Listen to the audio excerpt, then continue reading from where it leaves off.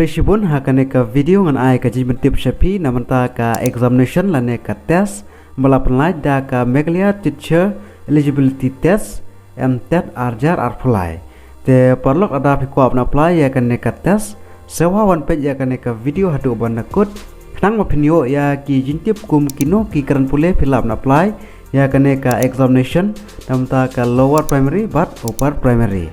mat kumno pan submit ya ki application form ko jongpi te perlok wat clear ban ai like ya kane ka video bat kumjuru ban subscribe ya kane ka channel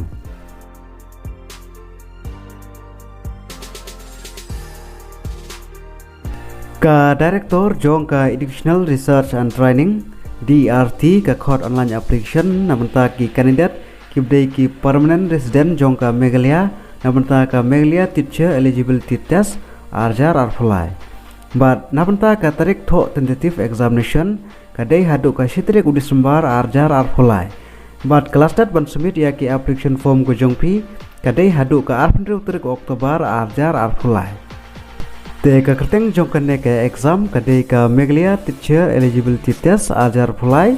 MTET te menta ngine page namanta ki karan pule lane ki eligibility criteria jong ka MTET arjar arpulai te namanta ki lower primary kibdei haki class 1 hado class 5 bankong pidei kibla pendap ya ka higher secondary ha ka class 12 lengba 100% mark but arsnam ka diploma haki elementary education lane class 12 pass lengba 100% mark but arsnam ka diploma haki elementary education lane class 12 pass lengba 100% mark but sausnam ha ka BLR lane Kelas 12 pas lengba 100% mark but asnam haka diploma haka education lengba ka special education lane graduation lengba 100% mark but lengba ka DLED but ka BL but namanta ki upar primary kibdei na ki class 6 adu class 8 kaban kong pidei ki bela pendap ya ka graduation lane post graduation lengba 100% mark lengba ka DLED but ka BL lane Kelas 12 pas lengba 100% mark but sausnam ka bachelor haki elementary education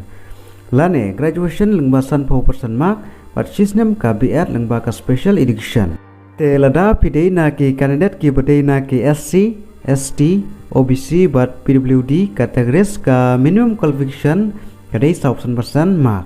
te komno pan submit ya ki application form ko jongpi namanta ka Meghalaya teacher eligibility test arjar arpulai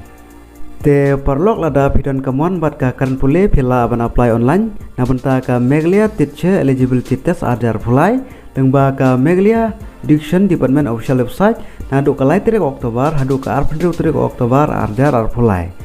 but namanta ka Meghalaya teacher eligibility test arjar arpulai namanta ki lower primary but ki upper primary la ban kondok lengba ka jurisdiction jong barok ki kasantali ki subdivisional school education office haka sitrik Disember arjar arpulai